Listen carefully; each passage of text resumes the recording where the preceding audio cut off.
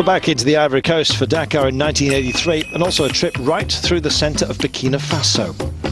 Beautiful country.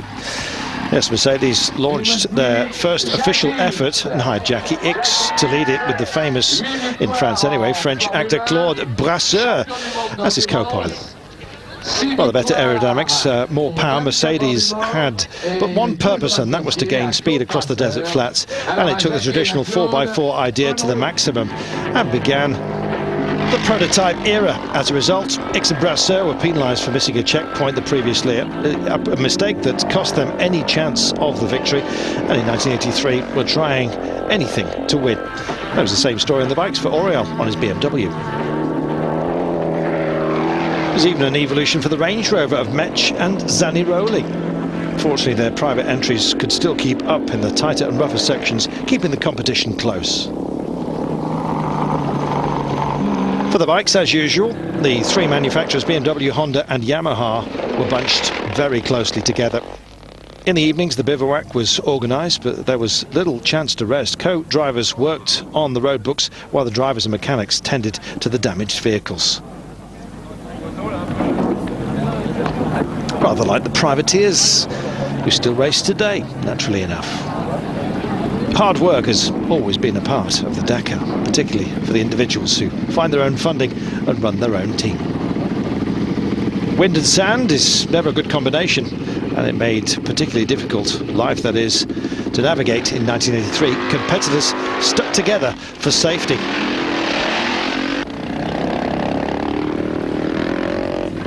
Makes you wonder how they ever managed without GPS, rolling road books, just a compass and a map quite often.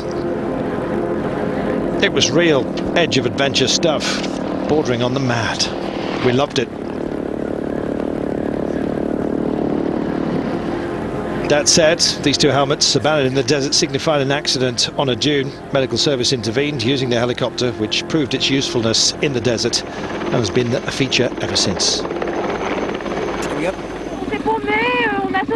But we got lost. We climbed the dunes, managed to arrive in daylight, which was the main important thing, and we're happy. Didn't make too big a mistake, but others did, and had to spend the night in the open air.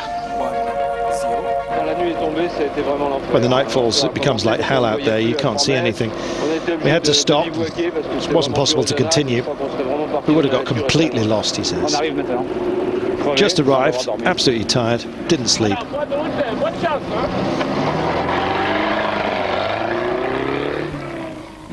Well, the tracks became more difficult with tight tracks and increasingly rocky terrain. On top of that, there was a marathon liaison to cover between special stages in Gaul and Niger and Nara in Mali. Over 2,000 kilometres. In the desert, Auriol took a chance to extend his lead, but he struggled on the more twisty sections on his heavier BMW compared to the more manageable and agile Yamahas. 5, 4, 3, 2, 1, 0. Jackie Ickx says, I really admire the guys on the motorcycles. They've already 2,300 kilometres behind them, and today, even the liaison was a really difficult one. The road is very difficult, full of stones and rocks, steps, traps and other difficulties. It must have been very, very hard on the guys on two wheels. 2,300 kilometres behind us, it seems crazy, and when we arrived at the last 100 kilometres, it turns out that they're the most difficult of all. It's too tough, he says.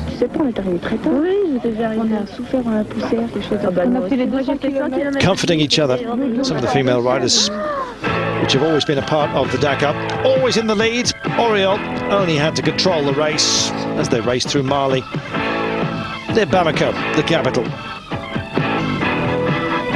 Auriol heading for victory. Victory for BMW in Dakar ahead of Drobak on a Honda. As expected, Ickx took the victory for Mercedes on four wheels, proving that with Brasseur they made a very strong and competitive team.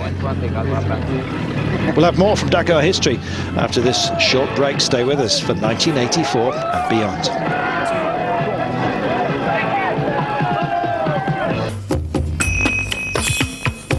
So to 1984, and in just 2 years the number of entrants had doubled, with over 400 now choosing to compete in 1984. which became nearly 500 if you include the TV crews and the organisational vehicles. This was becoming a massive event of global significance. Everybody wanted to be part of it. Well, this was the year that Porsche took part. Great interest in the Dakar. Entered a special 4x4 version of the 911 for Jackie Ickx and Rennie Metz. The car was essentially a 959 drivetrain bolted onto a 911 engine chassis. They entered North Africa. The trucks and the cars took the same route, and there was a new revolution for the trucks as well.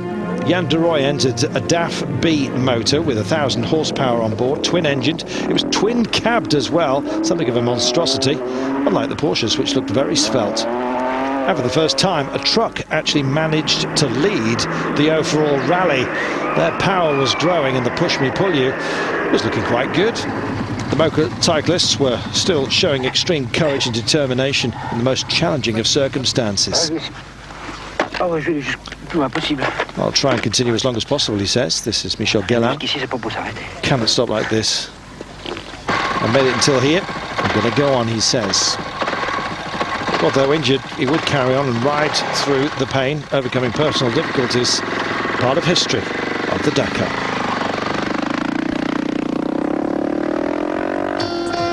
Well, the speeds of the cars and the bikes now managed, even on rough surfaces, to go quickly.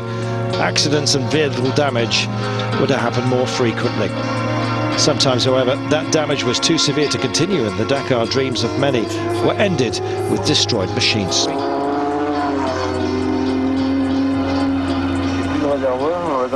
Tanks broken, destroyed everything. I think we need assistance on this Paris-Dakar. Who on earth is going to follow? When you're a privateer, it's so difficult out there, he says. Well, I've never had to change anything on the car, not the suspension, not the axis. I was driving very fast, but I learned one thing now. Assistance truck is more than important, it's absolutely vital. Well, problems were few and far between for the Porsches, as they had an excellent backup team, including a 928 engine Mercedes G-Class. In the bikes, Oriol and Reyer for BMW dominated, but still pushed to the limit to gain extra seconds. But the biggest problem for the riders remained that of tiredness. Well, Fenouil remarkably survived relatively unscathed from that accident. Stupid, he says. I was sleeping. At the finish, it was Rennie Metz and Dominic Lemoyne who took the victory over the Range Rover of Patrick Zanaroli. The first triumph for the official Porsche factory team. Multiple motocross world champion Gaston Reyer stole the victory from Oriol in the bike class. And Sabine got thrown into the Atlantic. And why not?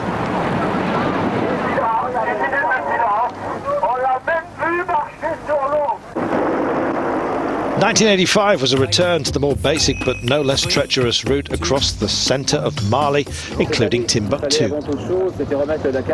Well, this year we had to put the Dakar in the right direction, back to its roots, because the big manufacturers got more and more important. The human side has started to disappear just a little bit, said Thierry Sabine. So we want to put the drivers first, not the cars. The human qualities will be more important and bigger value than the quality of the cars. It's not financial background necessarily that's going to help you win. It shouldn't be the deciding factor on this rally. Well, in 1985, Thierry Sabine took a decision to try and reduce the domination of the major manufacturers, as you've heard. Since the Dakar was created, it had been more about adventure than competition, though professionals were always welcomed. So to this end, he took some draconian measures.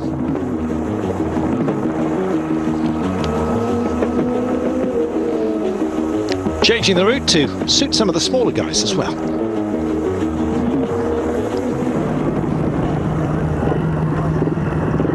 This is Daniel Balavoine. This is Daniel Balavoine. Made a mistake, saw that we were going in the direction 220 degrees for 7 kilometers, and we realized we were wrong, turned around, went back and made a mistake, lost our way. Well, we expected to have some problems, says Princess Caroline, but not this one. Made a mistake. Could have been easily avoided. Some of you guys, says Sabine, still mixing north-east and south-west. Apart from this, I can see that most of you have the right spirit physically, and you're well prepared for this race, which is good. Well, for the trucks, the evolution continued as they all searched for more power and less weight. And the drama of the mass start seen from the helicopter.